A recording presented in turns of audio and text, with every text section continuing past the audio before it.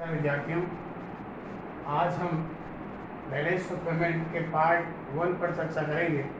इससे पूर्व व्याख्यान में मैंने बैलेंस ऑफ ट्रेड पर आपसे चर्चा की थी और उस व्याख्यान में मैंने आपको बताया था कि बैलेंस ऑफ पेमेंट और बैलेंस ऑफ ट्रेड दोनों ही ऐसे कंसेप्ट हैं जो किसी भी देश की अर्थव्यवस्था के लिए एक इंडिकेटर माने जाते हैं या उसका आर्थिक विकास के संदर्भ में अगर देखा जाए तो बहुत बड़ी भूमिका जो है वो अदा करते हैं। आज हम बैलेंस ऑफ पेमेंट की चर्चा कर रहे हैं और इससे पूर्व मैंने बैलेंस ऑफ ट्रेड की चर्चा की और ये बताया था कि बैलेंस ऑफ ट्रेड जो कि एक नैरो कंसेप्ट के रूप में देखा जाता है, जबकि बैलेंस ऑफ पेमेंट एक ब्रॉड कंसेप्ट के रूप में देखा जाता है। उसका रीजन ये है कि balance of trade is the part of balance of payment होता है और हम इसकी आज यहाँ चर्चा कर रहे हैं। आज जिन कंटेंट को हम लेंगे उसमें इसका मीनिंग क्या होता है उसको देखेंगे। उसके बाद इसके कौन कौन से जो है पार्ट्स होते हैं, यानी इसको किस प्रकार से जो है इसका जो है बैलेंस ऑफ पेमेंट को किस प्रकार से कंस्ट्रक्ट किया जाता है, इसके कौन कौन से हिस्से हैं उसके बारे में चर्चा करेंगे। और उसके बाद में इसकी कौन कौन सी सिचुएशंस रहती है किसी भी देश के लिए उसके बारे में चर्चा करेंगे। और उसके साथ में किसी भी देश की अर्थव्यवस्था में या किसी राष्ट्र के लिए बैलेंस ऑफ पेमेंट में अगर डिसइक्विलिब्रियम हो जाए तो उसके कॉजेज क्या क्या हो सकते हैं उसके बारे में हम चर्चा करेंगे। सबसे मुख्य बात आती है कि what is balance of payment, यानी बैलेंस ऑफ पेमेंट क्या होता है। देखिए, अगर हम साधारण भाषा में कहें तो बैलेंस ऑफ पेमेंट यानी भुगतान संतुलन का क्या तात्पर्य है। भुगतान संतुलन से तात्पर्य एक राष्ट्र के द्वारा विश्व के विभिन्न राष्ट्रों के साथ में एक वर्ष विशेष में किए गए समस्त मौद्रिक लेन देनों का जो लेखा जोखा है वो भुगतान संतुलन कहलाता है। आपने बैलेंस ऑफ ट्रेड में देखा, बैलेंस ऑफ ट्रेड जो है एक वर्ष विशेष में एक राष्ट्र के द्वारा विश्व के विभिन्न राष्ट्रों के साथ में जितना भौतिक वस्तुओं का जो आदान प्रदान होता है, केवल वस्तुओं का आदान प्रदान होता है, उसे व्यापार संतुलन कहा जाता है। जबकि बैलेंस ऑफ पेमेंट में ऑल मॉनेटरी ट्रांजैक्शन यानी सभी मौद्रिक लेन देन को सम्मिलित किया जा सकता है। इसे हम इस प्रकार भी कह सकते हैं कि balance of payment is a systematic record of the all monetary transaction of a country with rest of the world, यानी एक राष्ट्र के द्वारा विश्व के समस्त राष्ट्रों के साथ में एक जो है किए गए मौद्रिक जो व्यवहार है उनका जो सिस्टमैटिक रिकॉर्ड होता है वो बैलेंस ऑफ पेमेंट यानी भुगतान संतुलन कहलाता है। देखिए, अगर हम बैलेंस ऑफ ट्रेड और बैलेंस ऑफ पेमेंट में अगर हम चर्चा करें तो हम देखेंगे कि बैलेंस ऑफ ट्रेड में केवल और केवल विजिबल आइटम्स को लिया जाता है, जिसको आप दृश्य मदे कह सकते हैं। और विजिबल आइटम वो होते हैं जिनकी पुष्टि पोर्ट पर यानी बंदरगाह पर की जाती है। यानी अगर एक राष्ट्र के द्वारा विभिन्न वस्तुओं का निर्यात किया गया है या एक राष्ट्र के द्वारा विभिन्न वस्तुओं का आयात किया गया है तो दोनों ही स्थितियों में पोर्ट पर बंदरगाह पर जो है उसकी एंट्री की जाती है, उसकी पुष्टि की जाती है कितना माल जो बाहर भेजा जा रहा है या कितना माल संबंधित राष्ट्र के द्वारा मंगाया गया है। इसलिए बैलेंस ऑफ ट्रेड एक नैरो कंसेप्ट है जिसमें केवल विजिबल आइटम्स को लिया जाता है, जबकि बैलेंस ऑफ पेमेंट एक ब्रॉड कंसेप्ट है जिसके अंदर मॉनेटरी ट्रांजैक्शन को लिया जाता है। इसलिए इसमें विजिबल प्लस इनविजिबल दोनों आइटम को लिया जाता है। और इनविजिबल आइटम वो होते हैं जिनकी पुष्टि पोर्ट पर यानी बंदरगाह पर नहीं होती, क्योंकि वो फिजिकल गुड से नहीं होता है। और इनविजिबल आइटम्स की अगर बात करें तो उसमें सर्विसेज है, लोन्स हैं, जो है इस प्रकार की जो चीज़ें हैं, इस प्रकार की जो मदें हैं वो हमारी इनविजिबल आइटम्स में आती है।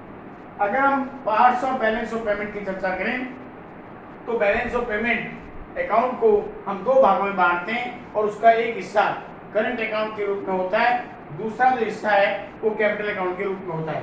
करंट अकाउंट चालू खाता जिसको बोलते हैं, कैपिटल अकाउंट जिसे पूंजीगत खाता बोलते हैं। करंट अकाउंट में तीन प्रकार की मदें शामिल की जाती है। नंबर 1 कमोडिटीज, जिसको आप विजिबल आइटम भी कह सकते हैं, और इसमें export and import of goods आता है, यानी कमोडिटीज में निर्यात की गई वस्तुएं और आयात की गई वस्तुओं को सम्मिलित किया जाता है। सर्विसेज, सेवाएं, सेवाएं वो जो होती है जो एक राष्ट्र के द्वारा संबंधित राष्ट्रों को प्रदान की जाती है अथवा संबंधित राष्ट्रों से प्राप्त की जाती है, जैसे banking services, tourism services, insurance services, transportation services, telecommunication services etcetera. And now number 3 आता है गिफ्ट। गिफ्ट का मतलब उपहार, एक राष्ट्र के द्वारा दूसरे राष्ट्र को दिया गया उपहार। उपहार में जो है सब्सिडी भी शामिल होती है और गिफ्ट भी शामिल होता है। Subsidy is the part of loans का होता है, यानी जो दो पार्ट होते हैं जिसको हम यूँ कहते हैं फॉरेन एड, विदेशी सहायता के दो पार्ट होते हैं, एक होता है लोन और दूसरा होता है ग्रांटिंग एड भी होता है, जिसको आप अनुदान कह सकते हैं। अनुदान वो हिस्सा होता है ऋण का जिससे रीपेमेंटेबल नहीं होता, जिसे चुकाना नहीं पड़ता। यानी ये विकसित राष्ट्र विकासशील देशों को जब ऋण देते हैं तो उसमें कुछ भाग अनुदान के रूप में होता है, जिससे गरीब राष्ट्रों को जो है वो हिस्सा चुकाना नहीं पड़ता, जबकि शेष हिस्सा जो कि ऋण के रूप में होता है उसे ब्याज सहित एक निर्धारित अवधि में उस राष्ट्र को चुकाना पड़ता है। तो करंट अकाउंट में 3 मुख्य मदें आती है, कमोडिटीज, सर्विसेज एंड गिफ्ट्स। जबकि अगर कैपिटल अकाउंट की चर्चा करें तो कैपिटल अकाउंट में इन 4 मदों को सम्मिलित किया जाता है। Number 1 short term and long term loans and receipt and payment, यानी किसी राष्ट्र के द्वारा अल्पकालीन या दीर्घकालीन ऋण का भुगतान किया गया है या ऋण प्राप्त किया गया है। अनेक बार ऐसा होता है कि एक राष्ट्र जो है अन्य राष्ट्रों से अल्पकालीन अवधि के लिए अथवा दीर्घकालीन अवधि के लिए ऋण प्राप्त करता है तो रिसीप्ट के रूप में आता है, और अगर उसे भुगतान कर दिया तो पेमेंट के रूप में आता है। दूसरा है लोन रिसीप्ट और payment from the international institution. अंतर्राष्ट्रीय स्तर पर बहुत सारी संस्थाएं जिसमें IMF है, international monetary fund, world bank है, एशियन डेवलपमेंट बैंक है, ऐसी बहुत सारी अंतर्राष्ट्रीय वित्तीय संस्थाएं जो अपने सदस्य राष्ट्रों को ऋण देती है। ऐसी स्थिति में विभिन्न सदस्य राष्ट्र जब ऋण लेते हैं उन राष्ट्रों से या उन वित्तीय संस्थाओं से, अंतर्राष्ट्रीय वित्तीय संस्थाओं से, तो रिसिप्ट में आता है, और जब वो ऋण का रीपेमेंट कर देते हैं तो पेमेंट के अंतर्गत आता है। तीसरा आता है ट्रांसफर ऑफ गोल्ड। कई बार अनेक बार ऐसी स्थिति हो जाती है कि सरकार के पास गोल्ड का जो भंडार रखा गया है, गोल्ड का जो रिजर्व रखा गया है, वो संकटकालीन परिस्थिति में अन्य राष्ट्र के पास में रख करके उसके ब्याज पर ऋण जो है प्राप्त किया जा सकता है, वो भी कैपिटल अकाउंट का पार्ट होता है। उसके बाद नंबर 4 है government capital receipt and payment, यानी सरकारी पूंजीगत प्राप्तियां और भुगतान अगर किसी प्रकार का है तो कैपिटल अकाउंट का पार्ट जो है वो होता है। और इस प्रकार से करंट अकाउंट और कैपिटल अकाउंट मिलकर के हम जो है वो बैलेंस ऑफ पेमेंट के खाते का निर्माण करते हैं। अब स्थिति आती है कि इसको निकाला किस प्रकार जाता है।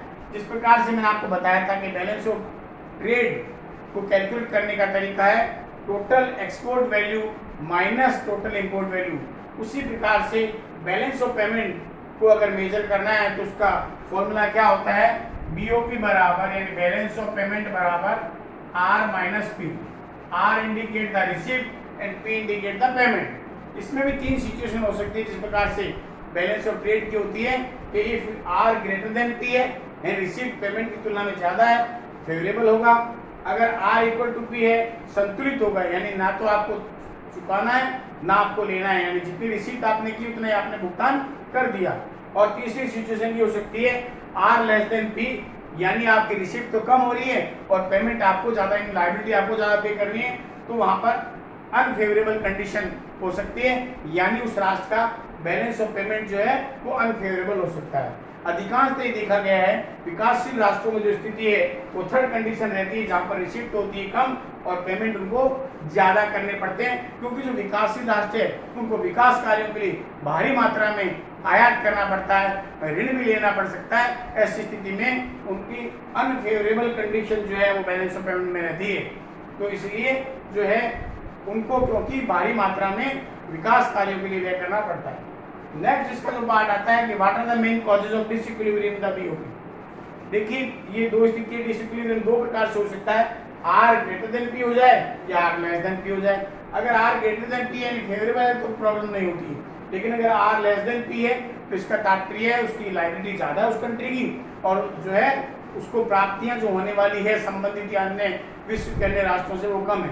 तो उसके लिए क्या क्या कारण हो सकते हैं, तो सबसे पहला जो कारण है वो है हग डेवलपमेंट प्रोग्राम, यानी वृद्ध विकास कार्यक्रम।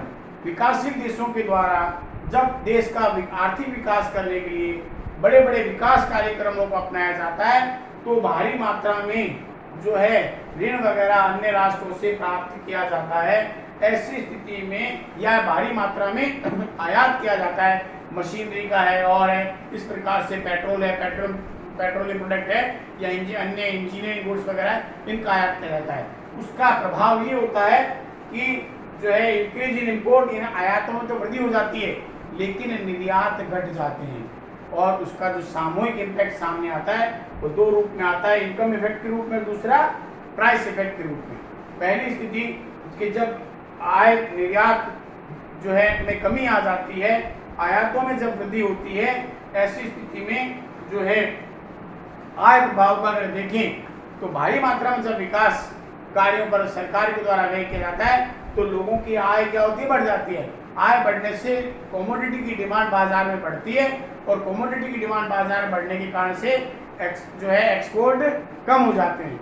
दूसरा प्रभाव प्राइस इफेक्ट के रूप में आता है कि जब बाजार में मॉनेटरी इनकम बढ़ जाती है, लोगों के पास में मुद्रा ज़्यादा आती है, तो ऐसी स्थिति में उनके पास में मॉनेटरी इनकम बढ़ने से देश में जनरल प्राइस लेवल यानी सामान्य कीमत स्तर बढ़ जाता है, जिसके कारण से इन्फ्लेशन फैल जाता है और मुद्रा प्रसार होने के कारण से वो भी निर्यातों में कमी कर देता है और इसी कारण से जो है आयात बढ़ जाते हैं, निर्यात कम हो जाते हैं, जो बैलेंस ऑफ पेमेंट में डिसइक्विलिब्रियम की कंडीशन उत्पन्न करते हैं। नंबर 2, मोर इम्पोर्ट, अधिक मात्रा में आयात। मैंने भी आपको बताया कि विकासशील देशों को अपने विकास कार्यों के लिए भारी मात्रा में इंजीनियरिंग सामान, भारी मशीनरी, पेट्रोल एंड उससे संबंधित इंजीनियरिंग गुड्स का भारी मात्रा में आयात करना पड़ता है, जिसके कारण से जो है उस देश के भुगतान संतुलन पर विपरीत प्रभाव पड़ता है, यानी उनके रिसीप्ट तो कम हो जाते हैं जबकि उन्हें भुगतान ज़्यादा करना पड़ता है। नंबर 3 मोर जो स्लो ग्रोथ इन एक्सपोर्ट, यानी निर्यातों में धीमी वृद्धि।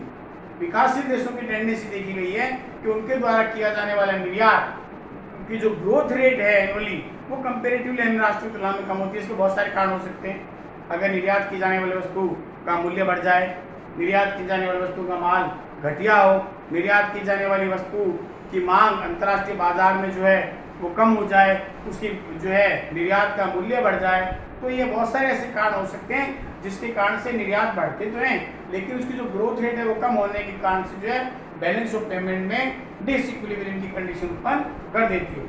उसके बाद में आता है वीक टर्म्स ऑफ सेल्स, कमजोर विक्रय शर्तें। अधिकांश देखा गया है विकासशील देशों के द्वारा विकसित राष्ट्रों को विक्रय किया जाने वाला जो माल है वो ऊंची लागत वाला होता है, तो उसकी लागत जो कंपेरेटिव ऊंची होती है, माल घटिया किस्म का उत्पन्न होता है क्योंकि वो हाई टेक्नोलॉजी को यूज नहीं कर पाते हैं। ऐसी स्थिति में उनको अंतर्राष्ट्रीय स्तर पर जब माल का बिक्री किया जाता है तो उनके जो विकसित राष्ट्र हैं या जो अन्य राष्ट्र हैं उनकी शर्तों के अनुसार से माल बेचना पड़ता है। ऐसी स्थिति में उस माल से मिलने वाला जो मूल्य है, जो रेवेन्यू है, वो कंपेरेटिवली कम होती है, जिसके कारण से बैलेंस ऑफ पेमेंट में अनफेवरेबल कंडीशन देखने को मिलती है। उसके बाद में भी टर्म्स ऑफ ट्रेड अधिकांश देखा गया है कि जो व्यापार की शर्त है वो प्रतिकूल रहती है विकासशील देशों की, और व्यापार की शर्त को जिसके बारे में मैंने आपको बताया है कि निर्यात मूल्य और आयात मूल्य का जो रिलेशन है या जो अनुपात है वो व्यापार की शर्त कहलाती है। उस राष्ट्र की व्यापार की शर्त अनुकूल होती है जब उसका निर्यात मूल्य आयात मूल्य की तुलना में ज़्यादा हो, लेकिन विकासशील देशों में टेंडेंसी रही है कि निर्यात मूल्य आयात मूल्य की तुलना में कम होता है, और ऐसी स्थिति में जब व्यापार की शर्त कमजोर होने के कारण से उस देश का जो बैलेंस ऑफ पेमेंट है वो अनफेवरेबल कंडीशन में आ जाता है। उसके बाद में अगला आता है lake of proper use of foreign exchange. विकासशील जो देश हैं उनके पास में दुर्लभ विदेशी मुद्रा के जो कोष है, जिसको आप भंडार कहते हैं, वो अन्य राष्ट्रों की तुलना में कम होते हैं। क्यों? क्योंकि उनके निर्यात कम होते हैं और आयात ज़्यादा है। लेकिन उसके बावजूद भी कम होने के बावजूद भी वे अपने दुर्लभ विदेशी मुद्रा के भंडारों का प्रॉपर यूज नहीं कर पाते हैं, ऑप्टिमम यूज नहीं कर पाते हैं जो है, और ऐसी स्थिति में धीरे धीरे उनमें उनके देशों के भुगतान संतुलन में प्रतिकूल असामयता की स्थिति देखने को मिलती है। उसके बाद में आता है इंटरनेशनल लोन। विकासशील देशों के द्वारा देखा गया भारी मात्रा में अपने विकास करने के लिए बड़ी बड़ी वित्तीय संस्थाओं से, अंतर्राष्ट्रीय मुद्रा कोष से, विश्व बैंक से, एशियाई विकास बैंक से या विश्व के विकसित राष्ट्रों से लगातार ऋण लिए जाते हैं, और ये ऋण जो है वो पूंजी खाते की महत्वपूर्ण मद होती है जो कि भुगतान संतुलन में प्रतिकूल असामयता जो है वो क्या करती है, उत्पन्न कर देती है। उसके क्राइसिस ऑफ द इन्फ्लेशन। विकासशील देशों में अधिकांश से देखा गया है कि वहां पर सामान्य मूल्य स्तर लगातार बढ़ता रहता है, जो इन्फ्लेशन का रूप ले लेता है, इंटरनल प्राइस लेवल बढ़ जाता है। ऐसी स्थिति में उनके द्वारा निर्यात की जाने वस्तुओं का मूल्य ऊंचा हो जाता है और ऐसी स्थिति में वो ज़्यादा मात्रा में देश अन्य राष्ट्रों को निर्यात नहीं कर पाते जो है, और ऐसी स्थिति में जो है निर्यात कम होने के कारण से उस देश का भुगतान संतुलन जो है वो प्रतिकूल अवस्था में आ जाता है। नेक्स्ट है हाई ग्रोथ इन पॉपुलेशन। विकासशील देशों की टेंडेंसी देखी गई है कि वहाँ पर जो है ग्रोथ रेट की तुलना में पॉपुलेशन ग्रोथ रेट हायर होती है और ऐसी स्थिति बढ़ती हुई जो है जनसंख्या में को पूरा करने के लिए, वहाँ की खाद्यान्न या अन्य आवश्यकताओं को पूरा करने के लिए भारी मात्रा में उस राष्ट्र को आयात करना पड़ता है और उनको मिनिमम जो रिक्विजिशन है, जो सहायता है या उनको मिनिमम जो सुविधाएं देनी चाहिए वो सरकार को देनी पड़ती है और ऐसी स्थिति में उनको भारी मात्रा में आयात करना पड़ता है, जिसके कारण से बैलेंस ऑफ पेमेंट में अनफेवरेबल कंडीशन देखने को मिल सकती है। और लास्ट है bad effects on the smuggling.